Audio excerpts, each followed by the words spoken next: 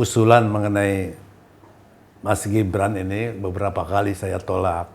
Prabowo meminta ke Pak Lurah supaya berkenan Gibran untuk mendampingi beliau. Betul. Di depan publik Bapak mengatakan, apapun putusan MK, saya berharap Mas Gibran kembali ke Solo. Tadi fakta real politiknya ya tadi kelihatannya agak susah untuk mengundurkan diri.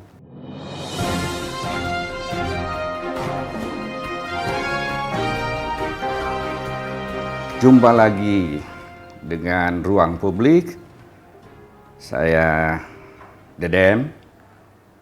Pada hari ini saya berada di ruang rapat Hotel Dharma Wangsa menemani Kang Eri Riana Harja Pamekasan. Selamat sore, Kang. Selamat sore. Kang Eri ini khusus diajak bincang-bincang karena dia salah satu aktor yang membuat belantika dunia politik sekarang rada gaduh begitu. Kang Eri ini seorang profesional, seorang aktivis, ya, baik kebudayaan maupun aktivis anti korupsi sejak muda. Beliau pernah menjadi anggota KPK 2003 sampai 2007. Saya ikutan senior 2004 anggota Dewan DPR RI. Kang Eri, itu kan ada berita atau wawancara ya Mas Gunawan Muhammad di sebuah televisi swasta sampai beliau menitikan air mata melihat perkembangan politik sekarang ini. Lalu rupanya Pak Lurah mendengar dan memanggil Mas Gun untuk bertemu Pak Lurah itu. Tapi Pak Lurah tidak bisa dan meminta Akang mewakili Mas Gun ketemu Pak Jokowi. Kang boleh cerita bagaimana pertemuan Akang dengan Pak Lurah? Ya. Begini Kang Deddy, berawal dari surat terbuka Mas GM yang ditujukan kepada teman-temannya, yang isinya adalah kekecewaan berat Mas GM terhadap situasi terakhir. Kemudian disusul surat Butet, Mas Butet Kertarejasa. Sama isinya kira-kira keprihatinan yang berat dan kekecewaan yang dalam. Nah, tiba-tiba hari Minggu Abdi Sleng setelah makan siang dengan Pak Lurah, nelpon Mas GM menceritakan saya tadi ketemu Pak Jokowi, cerita macam-macam. Ternyata beliau sudah membaca juga surat Mas GM dan beliau mengatakan saya pengen ketemu dengan Mas GM dan teman-teman. Gitu. Tapi Mas GM bilang saya di Bali, Eri aja. Gitu. Jadi karena kami sebelumnya sudah berdiskusi dengan beberapa orang, maka saya minta izin kepada kelompok kecil ini bahwa saya akan bertemu Pak Jokowi dan menyampaikan aspirasi kita semua. Teman-teman itu siapa aja, Kang? Teman-teman sih ada Natalia Subagio, ada Sandra Moniaga, ada Pak Lukman Hakim Saiduddin, ada siapa lagi ya, Bivitri Susanti, Romo Beni. Tapi yang waktu itu ikut diskusi di awal Romo Beni belum. Baru siapa lagi ya? Ada beberapa lah, kurang lebih 10 sampai 12 orang. Jadi saya Zoom meeting dulu dong mereka. Karena kemudian si Abdi mengatakan kita standby jam 8 mau diterima oleh Bapak. Nah, saya Zoom dulu dengan mereka. Nah, setelah Zoom. Jam 8 malam maksudnya? Enggak, sebelumnya, jam 7-an lah. Dalam perjalanan menuju istana kita Zoom dulu.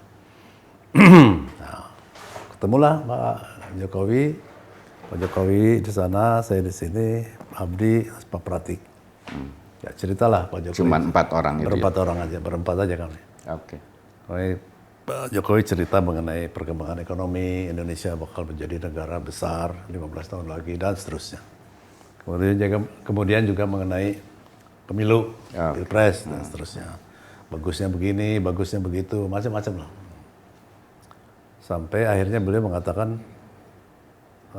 usulan mengenai Mas Gibran ini beberapa kali saya tolak, tapi yang kelima kali saya tidak bisa menolak asal sesuai aturan. Itu yang meminta siapa? Pak Prabowo. Oh, Prabowo meminta ke Pak Lurah supaya berkenan Gibran untuk mendampingi beliau. Betul. 4 kali nyoba ditolak oleh saya. Yang kelima kali saya tidak bisa menolak. Dengan alasan? Dengan alasan perolehan Pak Prabowo dalam survei terakhir melesat begitu tinggi. Jadi sebaiknya ada ditemani oleh Mas Gibran. Kira-kira gitulah. Ya udah macam-macam cerita lagi itu ini sampai akhirnya bertanya kepada saya, Pak Eri ada masukan apa? Gitu. Saya mengatakan nomor 1, Bapak ini dipersepsikan terlalu intervensi cawe-cawe, intervensi terlalu jauh dalam pencapresan. Nah ini Bapak harus tegaskan bahwa itu tidak benar, syukur-syukur bisa dengan bukti, Pak. Karena netralitas seorang presiden itu sangat penting. Jadi apapun putusan MK, saya tegaskan bahwa saya tidak mencampuri urusan pencapresan siapapun dari partai koalisi manapun. Pak Pratikno kan ada tuh. Ada. Gimana mimiknya ketika beliau mengatakan itu? Waktu saya bilang begitu, Pak Jokowi bilang, Pak Pratik bagus itu, tolong dicatat. Dicatat oleh Pak Pratik. Kemudian yang kedua begini Pak, kalau misalnya Bapak berkenan, di depan publik Bapak mengatakan, apapun putusan MK, saya berharap Mas Gibran kembali ke Solo. Menyelesaikan masa jabatannya sebagai wali kota, dan loyal kepada partai pendukung. Wah itu bagus juga. Reaksinya langsung responsif. Dan langsung bagus. Beliau ikut nulis juga. Saya senang dong. Waduh, ini ada harapan. Ada harapan. Ya udah terus ngobrol kiri kanan ini macam-macam soal IKN, soal hilirisasi, soal macam-macam lah, infrastruktur. Ya menyenangkan. Saya pulang dengan suka hati, memuaskan. Terus zoom lagi. Laporan ceritanya. Oke. Laporan begini. Ada 2 kubu nih. Ada yang bilang, wah, alhamdulillah, mudah-mudahan. Ada yang bilang, ya. Dibohongin. Pak Heri kena prank. Kena prank. Ya, belum tentulah. Siapa tahu kita lihat besok. Jangan husnuzon, jangan suudzon lagi. Itu kan Minggu 15 Oktober. 16 Oktobernya MK bersidang. Ya pagi kan masih oke. Yang siang baru ada keputusan yang agak ajaib di luar dugaan. Nah jam 16-nya kami membacakan Maklumat Juanda. Kenapa disebut Maklumat Juanda? Karena dilaksanakan di suatu kafe di Jalan Juanda. Di seberang istana. Jadi setelah keputusan MK itu yang menurut teman-teman Akang itu di luar dugaan, kumpul lagi. Lalu membicarakan apa kira-kira yang harus disampaikan nih, gitu. Respon atas keputusan MK. Keluarlah Maklumat Juanda. Apa isinya, Kang? Intinya itu kami menyesalkan semuanya dan pada akhirnya kami mendesak para pemimpin bangsa, terutama kepala negara, Presiden Jokowi, untuk memberi teladan dan bukan memberi contoh buruk, untuk memperpanjang kebiasaan, membangun kekuasaan bagi keluarga, atau membangun kekeluargaan dalam berkuasa. Ya kurang lebih gitulah. Dinasti politik dan politik dinasti lah gitu. Oke, intinya itu ya. Jadi artinya bisa disimpulkan bahwa Maklumat Juanda itu adalah koreksi terhadap Pak Lurah. Betul. Ya kan? Betul kan? Betul. Oke. Nah, setelah maklumat Juanda dibacakan, gimana sampai cawe-cawe ke Rembang itu? Rembang itu Rembang. lanjutan dari maklumat Juanda. Ya. Karena kami ingat Gus Mus itu pernah membacakan puisi dan salah satu penggalannya itu mengatakan Republik Rasa Kerajaan. Oke, Republik Rasa Kerajaan. Itu udah lama sekali, zaman Orde Baru kalau nggak salah. Diingat kembali. Diingat kembali, ingat pada sajak itu, kenapa kita nggak ngobrol sama Gus Mus? Ya, direncanakanlah ngobrol ke Rembang sama Gus Mus. Kemudian ada kotak dan sebagainya. Beliau berkenan hari Minggu pagi di sana. Nah, inti pembicaraan waktu sama Gus Mus itu Nomor satu ya saya bercerita, ya. Saya bercerita mengenai pertemuan Laporan saya dengan Jokowi, Lurah kemudian itu. berbagai pandangan baik dari Pak Gunawan Muhammad, dari Pak Lukman, Hakim Saifuddin, kemudian dari Romo Beni, dan juga Mbak Omi Komaria Majid, dan juga beberapa yang lain. Oke.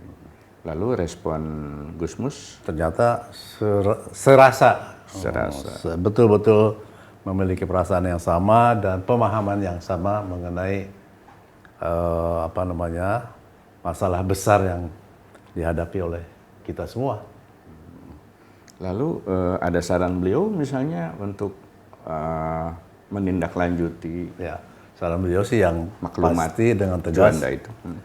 Mari kita bersama-sama mengingatkan pemimpin dan juga mengingatkan masyarakat ya, bahwa hal ini bersangkutan dengan urusan kita semua, gitu.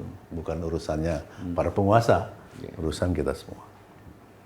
Ada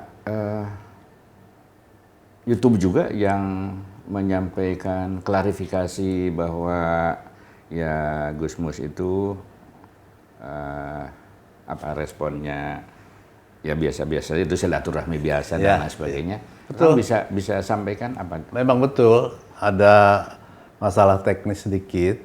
Tadinya kami semula merencanakan pertemuan itu hybrid, jadi gabungan antara tatap muka di kediaman Gus Mus dan juga dengan Zoom. Jadi beberapa yang sepuh seperti Prof. Emil Salim, Romo Magdi Susino yang kebetulan lagi di Pontianak, dan beberapa yang lain bisa lewat Zoom.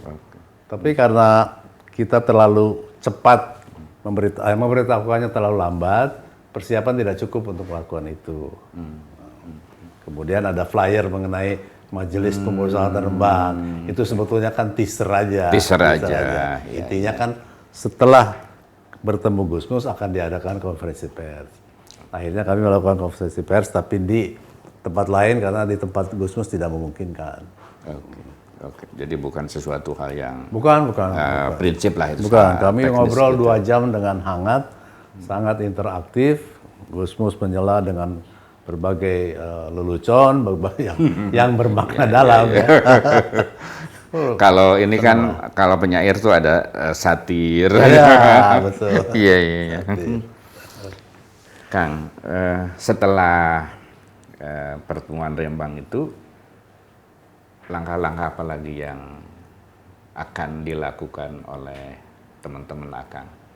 Yang paling dekat jangka pendek adalah kita ingin menyelamatkan MK. Oke. Mengapa? Karena MK ini harapan kita satu-satunya untuk persengketaan pemilu. Kalau MK-nya seperti kemarin, kemudian ada persengketaan pemilu, sengketa pemilu, bagaimana kita bisa percaya putusannya bakal jujur dan adil? Kan sudah diputusin Kang bahwa ketua. Tapi kan diberhentikan dari ketua, bukan dari keanggotaan. Betul. Kami mendesak yang mulia Anwar Usman ini mengundurkan diri. Karena tuntutan kami sebelumnya adalah diberhentikan dengan tidak hormat sebagai hakim. Bukan sebagai wakil ketua. Kan lain. Kalau sebagai wakil dia berarti masih tetap hakim. Tapi tidak boleh Dan mungkin masih bisa intervensi lah, lobby dan lain sebagainya. Tapi kalau diberhentikan, hakim, ya, dia sama sekali tidak punya hak. Dan harus keluar, nanti harus ada gantinya. Gitu. Itu yang kami tuntut. Tapi karena keputusan MK sudah keluar dan keputusannya seperti itu, maka kami menuntut Yang Mulia Anwar Usman ini yang mengundurkan diri. Karena dari putusan MK kan sudah jelas. Kan? Tidak ada legitimasi. Tidak ada legitimasi moral. Pelanggaran etik berat. Ya kan disebutnya begitu. Itu MK yang menyebut, bukan kita kan. Jadi sebetulnya tidak ada alasan untuk tidak mengundurkan diri. Problemnya bukannya diam dan mengundurkan diri, malahan melawan. Bahwa saya difitnah, kan gitu. Dan ini politisasi. Dan bawa Tuhan. Dan bawa Tuhan lagi. Ini gimana ini? Urusan dunia, bawa Tuhan. Ya memang sih ada urusan Tuhan dan takdir, dunia gitu ya. Tapi kan ini kan persoalan tanggung jawab. Ulah mes-mes ke Tuhan. Jadi kayak Tuhan yang dipersalahkan gitu. Jadi jadinya Gibran wakil presiden itu adalah takdir Allah Subhanahu wa taala. Gitu. Pembenaran gitu. Gitu. Ya, tapi kan ya tadi fakta real politiknya ya tadi kelihatannya agak susah untuk mengundurkan diri. Ya. Karena tadi mungkin ya kita sudah kehilangan etika para pemimpin kita ini ya. Ya, satu-satunya yang bisa kita lakukan adalah kita mengawal pemilu itu dengan baik masyarakat sipil ataupun petugas-petugas yang memang sudah ditempatkan di sana, mendorong mereka supaya bertindak jujur dan adil dalam menyelenggarakan dan mengawasi serta menjadi saksi pemilu. Meskipun beban sebetulnya hasil MK itu ya. Tetap akan betapa ya tadi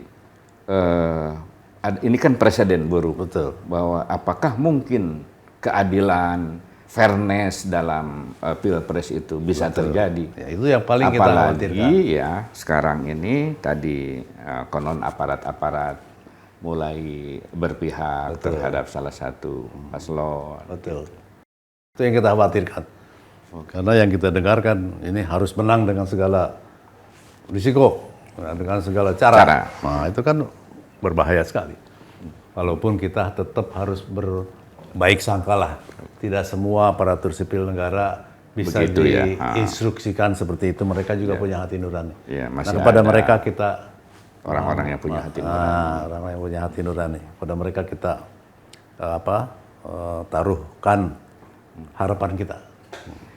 Nah, jadi langkah dari kawan-kawan Akang itu, apalah disebutnya itu, Maklumat Juanda. Maklumat Juanda itu mungkin dalam bergerak dalam rangka pembentukan opini publik saja. Menyadarkan masyarakat betapa menyadarkan elit bahwa kita harus menjaga republik ini, menjaga demokrasi ini dengan baik. Gitu. Ya, kalau para penguasa tidak sadar, ya paling tidak masyarakat kita sadarkan untuk mengawasi lebih ketat.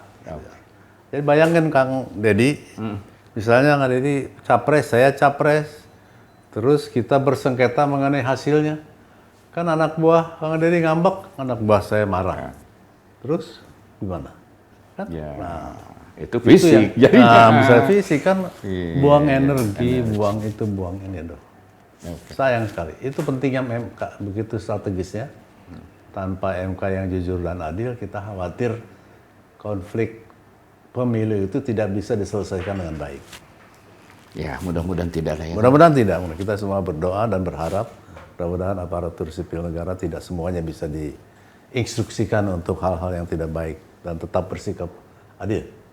Oke, Kang, pesan terakhir untuk pesan terakhir publik kita sebagai masyarakat yang sadar bahwa demokrasi itu penting dan sadar bahwa hanya dengan demokrasi dan penegakan hukum yang baik maka ekonomi bisa berkembang. Maka jangan sungkan untuk bersuara, jangan sungkan untuk memberikan koreksi apabila koreksi itu kita anggap benar berdasarkan data yang kita miliki dan kita yakini itu adalah sesuatu yang baik. Terima kasih. Itulah bincang-bincang saya dengan Kang Eri. Sampai jumpa.